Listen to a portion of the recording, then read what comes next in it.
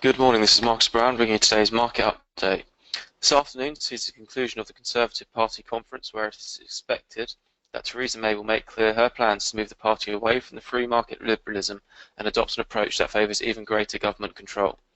The move signals the new Prime Minister's deliberate attempt to dominate the centre ground of UK politics, and May is further expected to slam the Labour Party as both divided and divisive.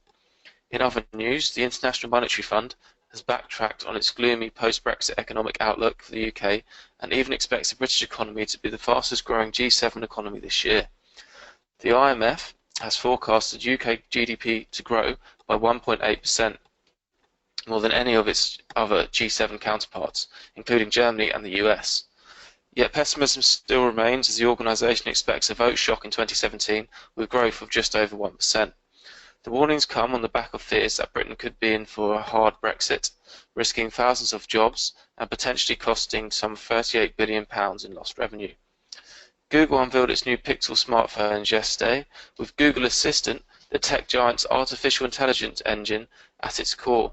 The release signals the company's drive to compete with some of smartphones' biggest names.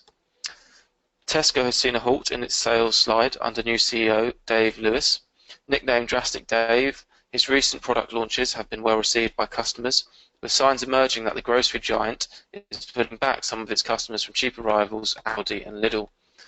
Improved supply relationships and more engaged store managers are seen as key attributes to this turnaround, with the sales decline predicted to end soon if progress continues.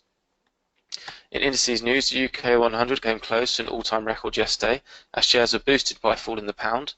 With the drastic plunge of the sterling, the earning potential of some of the UK's biggest companies who count their revenue in dollars was increased.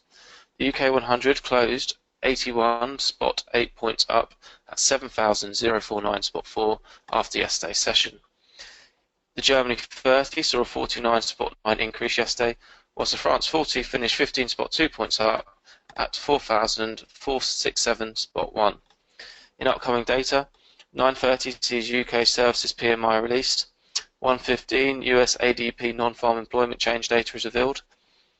Canadian trade balance is released at 1:30. At 3 p.m. US ISM non-manufacturing PMI is announced, and at 3:30 US crude oil inventories are released. Thank you for listening.